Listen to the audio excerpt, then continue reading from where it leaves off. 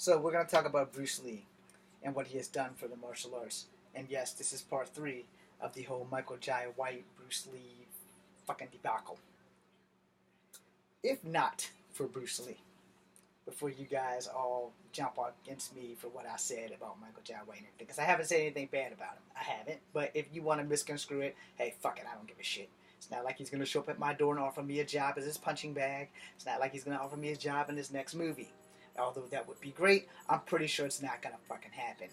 And especially with this hip, unless you can pay a doctor to make sure that I have a doctor on site so that if anything happens in the middle of filming, I'll be taken care of. Now, like I said, I ain't got nothing but mad love and respect for him. But I got more mad love and respect for Bruce Lee because let me explain what I was explaining as I ended the last video. If Bruce Lee had not taken on what we consider foreign students, there would not be someone like Chuck Norris. Had Chuck Norris not, or let me go as far as this: if the military hadn't learned martial arts from Asians, we would be in some trouble. All right, we would be in some deep fucking shit, especially since Asia has a bigger populace than most of America, and if you don't count Native Americans, again, we would be in some fucking trouble. See, Bruce Lee wasn't prejudiced. Bruce Lee wasn't racist. Bruce Lee was a third Eurasian. His mom's mother was white. Or somebody in his family was white. Alright? So, he didn't see color when you walked through his dojo. He saw a person who wanted to learn the way of the intercepting fists. Jeet Kune Do. Without his kindness, without his honor, without his ability to look past the color of your skin into the contents of your character to teach you snake, crane, tiger, dragon. Before that, your only options were watch a bunch of kung fu movies from the Shaw Brothers house and pray like hell you're practicing the moves right so that when you apply them on the street you don't get your ass beat, or pay a bunch of Asian people who really didn't want to teach you shit enough money to convince them that they should teach you.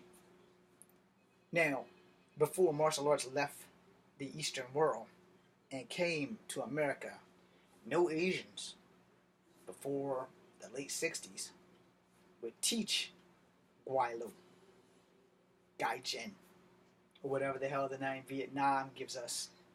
But if you were not Asian, they weren't going to teach you. When the gold rush came in is when we started learning about martial arts. When Chinese motherfuckers would fuck motherfucking cowboys up who would try to take their women or their gold, fuck up their claims.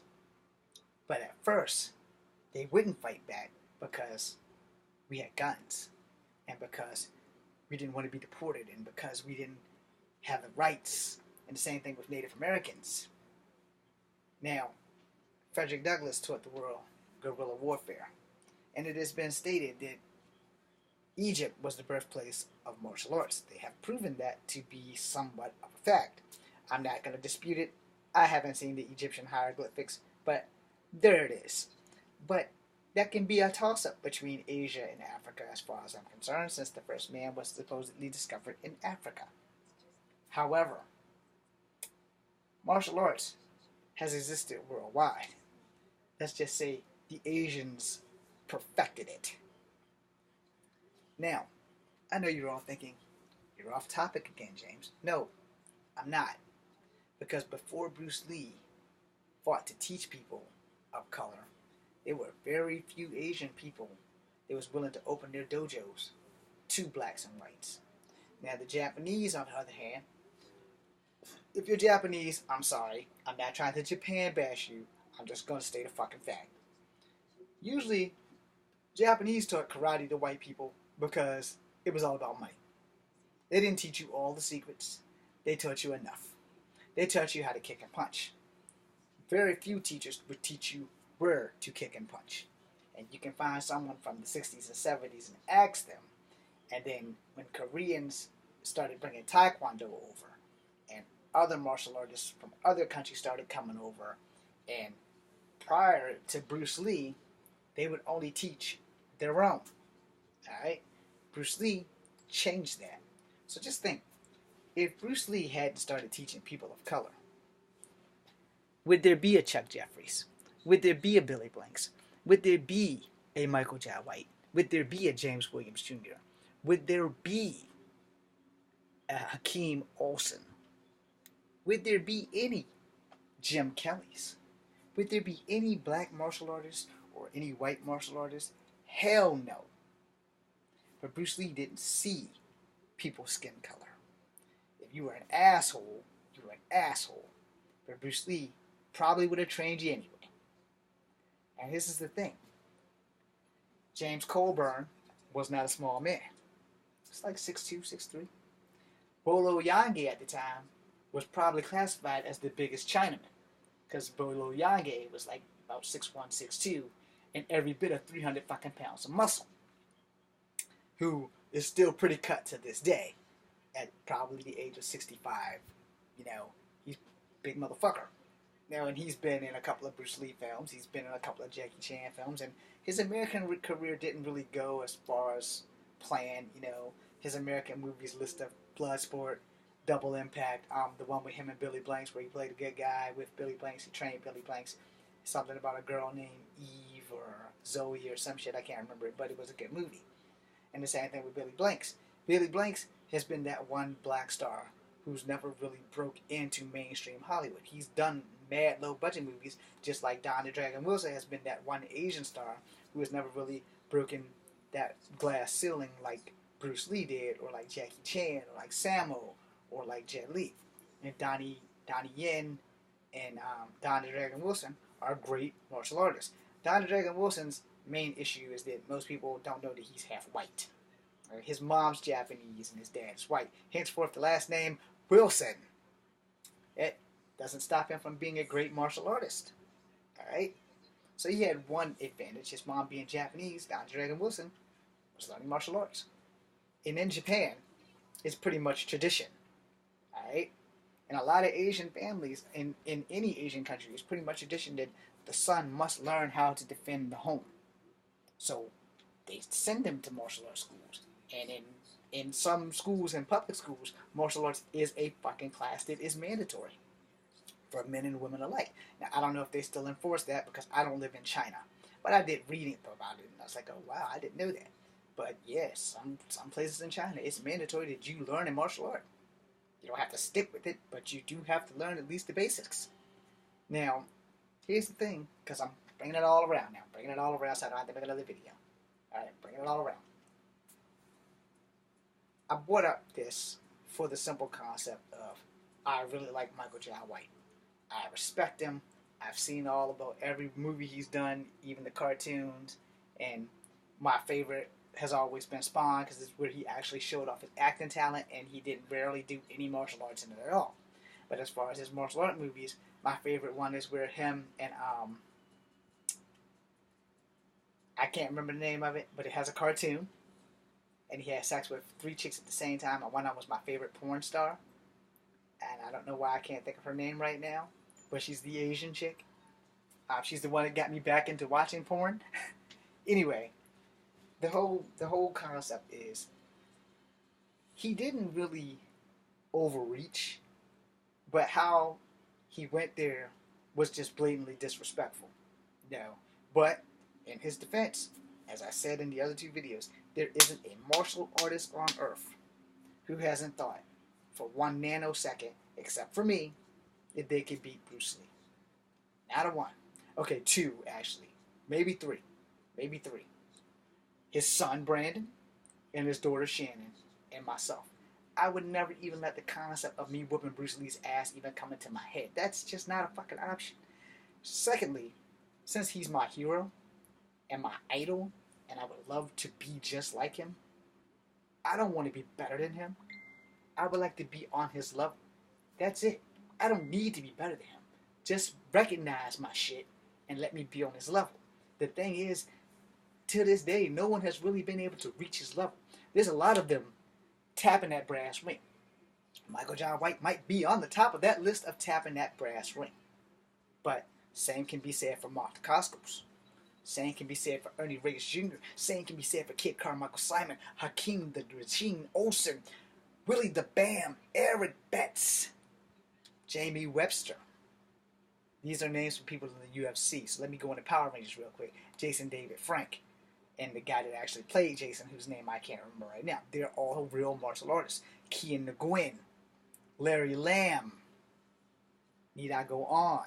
Yeah, most of those guys were Asian because I can't remember what Turbo's name is. Hurt Perez, Olympic champion. I can't remember who the hell Red Dragon's real name is.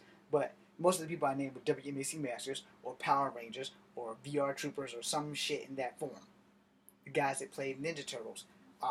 Let's not leave out Ray Park. Let's not leave out Gary Daniels. Let's not leave out Chuck Jeffries, who's also a black man. All of these guys are fucking awesome. I want to be in that level of awesome with them, and I probably would have been on my way had I not joined the army and fucked up my hip and have every doctor in the world telling me you can't do kung fu anymore. But they don't understand, as a martial artist, that is my fucking life. I eat, breathe, and sleep that shit, and I can't fucking live without it. That's dedication. I hate not being able to do kung fu. But to hear one of my idols or one of the guys I would love to work with say, I can beat Bruce Lee, that's nothing new to us. As martial artists, that's nothing new to us. It is blasphemy to some of us. But at that same time, if you love and honor and respect Bruce Lee, that is the last damn thing that should ever come out of any martial artist's mouth. That's some shit you keep in here and inspire to be. I inspire to be like Bruce Lee. But never have I said I can beat his ass. Never. And Bruce Lee was only 2 inches taller than me at 5'5". He might have been 5'6". But he and I weigh about the same. You know. But, you know, they have it on record that his 1-inch punch was like a sledgehammer. They have it on record that he was lightning fucking fast with his hands and his feet. And not many of us are lightning fucking fast, even with special effects. I don't have special effects, but that's still not half as fast as Bruce Lee. Now, this is Crane, which is what you saw. This is the pit-pat block that he invented. This is Tiger. 3 minutes. I'm out of breath with that, so I can't be fucking around. This is Dragon. You know, this is the snake. This is the crane. This is the mantis. I need to be on point with my shit. I don't like my hands. I'm better with my feet, which I can no longer use. But here's the thing. With respect to Michael John White, with respect to every martial artist out here, especially the guy that most people consider me his lookalike, even though we're a year apart, Ernie Reyes Jr. and Ernie Reyes Sr. Those are the guys that are also touching that brass ring. When Ernie Reyes Jr. was 12 or 13, he was in a show called Sidekicks with Gil Gerard, a.k.a. Buck Rogers. Everybody knew that if anybody would be the next Bruce Lee, it would be him. Even his daddy would say that. And him and his dad did a movie called Surf Ninjas. I'm sure you guys probably remember it, and if you don't, you should check it out. Ernie Reyes Jr., lightning fast, quick as hell. If anybody was on the way to being the next Bruce Lee, it would have been Ernie Reyes Jr. He's still alive right now at 45. So trust me when I tell y'all, you know, if you want to say anybody that's on a Bruce Lee level, Ernie Reyes Jr. is 5'5", about $170, maybe $140. He's pretty cut up. So he is also touching that brass ring. If anybody would be considered the next Bruce Lee or on that level, I give it to him. Sorry, Michael John White. I'm not trying to be anti-black or anything because I am half black. But Ernie Reyes Jr. is there. You know, he's there. And here's the thing. No one alive can beat a dead man. That makes no sense. So if there was a national tournament in America or in the world itself, they picked one spot where every martial artist came. Nobody's allowed to kill anybody, but have a free-for-all brawl. Last man standing gets the title of being the next Bruce Lee.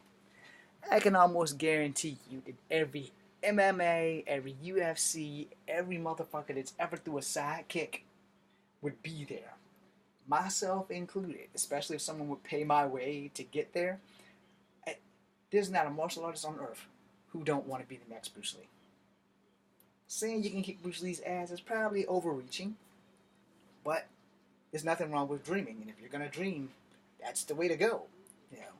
Now again, I'm probably never gonna work with Michael Jai White. He's never gonna come to my house. That's good. I respect Spawn and everything he's done, and I could only dream of having a career that would even get that close. If I make one Hollywood film, then I done got the Lifetime Achievement Award right there, because I've been struggling since the year 2000. And he's been making movies since like 98, 96, 99, 90, somewhere in there. Because my first time ever seeing him, God bless it, was Toxic Avenger. And I think my game just cut off. Damn it. I wasn't done yet. Uh-oh. Sorry. In closing, when it comes down to fighting, and this, like I said, the only thing that I was mad about the whole time that Michael Jai White has said anything about beating Bruce Lee is about size mattering in a fight. Size does not matter. Your skill level is what matters. I'm James Grimshaw. This is Kung Fu Havoc number 2. Be seeing you.